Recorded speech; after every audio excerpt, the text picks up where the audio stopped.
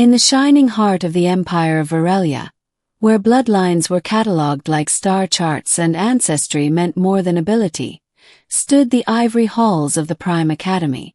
Only the most genetically refined, mentally tuned, and socially preordained beings were allowed within its walls.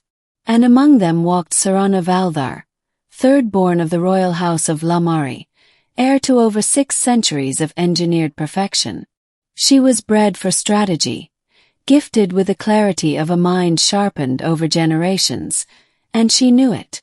So when the humans were granted provisional access to the Academy under the Interstellar Accord, Serana scoffed. Their ambassador was laughably earnest, their technology primitive, their soldiers reckless, and their representative at the Academy, a human male named Marcus Reeves, unranked, unsponsored, unremarkable. She first saw him at orientation, standing off-center in the room, awkward in his simple black uniform. His hair was untamed, his posture too casual. His eyes, though, those stubborn steel blue eyes, never looked down even when everyone else stared down at him. "That one," she had whispered to her cousin with an amused grin. "I've seen pets with better breeding." That whisper spread through the campus like wildfire, until it became a nickname Marcus never escaped. Mongrel. He ignored it. Mostly. But in the silence between his studies and combat training, in the quiet moments where memory stung and ambition gnawed, he remembered. He remembered Earth's cracked domes, the overworked families, the dreams deferred, the laughter that came in spite of the hardship. He hadn't been born with enhancements, wealth, or legacy. He was born with grit, and that would have to be enough. The years passed. Marcus excelled in xenotactics, gravitational calculus, and hand-to-hand combat. Slowly, professors who once dismissed him began to call on him more. Slowly, others followed his lead during simulations. Slowly, Serana stopped scoffing when she heard his name. But that didn't mean she respected him. That would take far more. In their 4th year, a mandatory interspecies survival test paired students in groups of 2, across unknown and hostile terrain. Marcus was assigned a partner. For a novella. "Great," she muttered.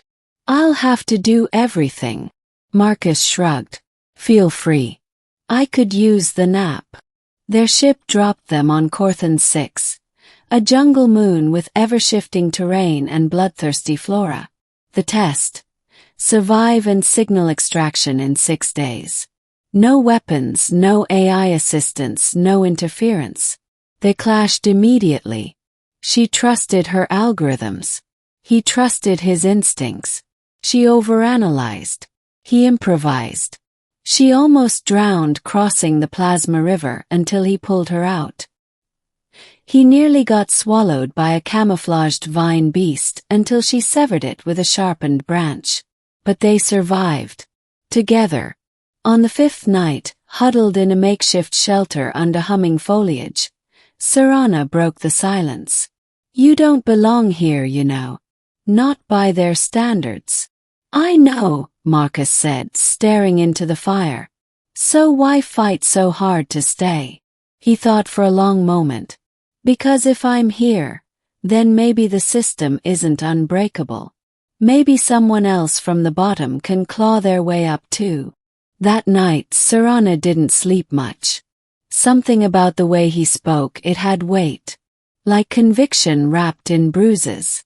She realized she didn't hate him. She feared what he represented. They passed the test with the highest score in their cohort.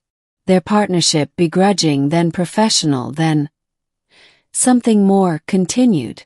Over the next year they trained together, studied together, argued often and laughed rarely, but they moved through the academy as a pair. And when they graduated, Serana did something no Valdar had done in generations. She refused her arranged bondmate. She chose Marcus instead. Scandal tore through the empire. How could a high-born lady of such pedigree soil her lineage with a common species, let alone a human? She was summoned before her house. Her mother wept. Her father fumed. But she stood tall. He has no pedigree, yes. But what has pedigree brought us? Stagnation. Arrogance. He brings something more. He fights, he adapts, he grows. Nay. I want to grow too. Disowned, disavowed, disgraced. Serana left the ivory halls behind and boarded a vessel bound for Earth with Marcus.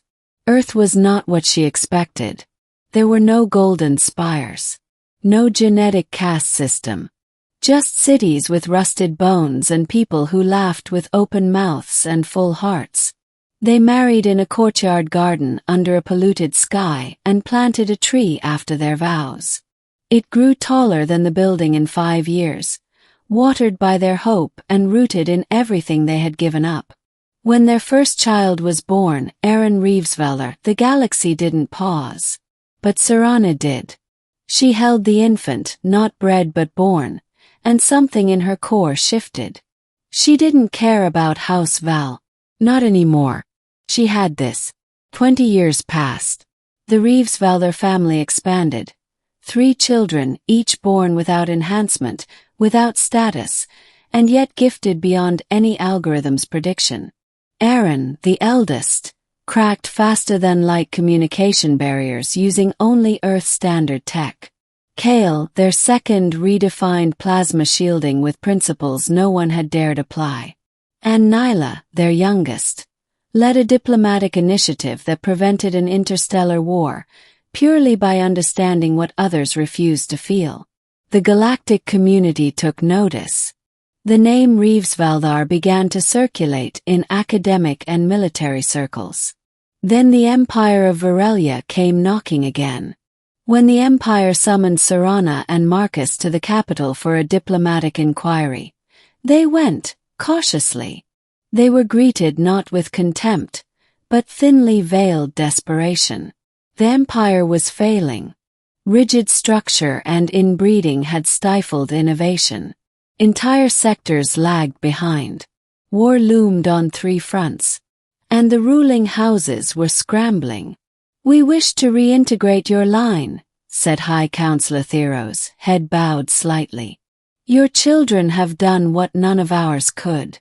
We are prepared to offer full restoration of your house, and ascension for your bloodline." Serana smirked. "You mocked me. Cast me out." The counselor nodded. "Yes. And we were wrong." Marcus remained silent. He knew what Serana would say. He'd seen it in her eyes the moment Aaron walked into his first academy and they called him not enough, and he shattered every record anyway. She looked the counselor dead in the eye. "You don't deserve them."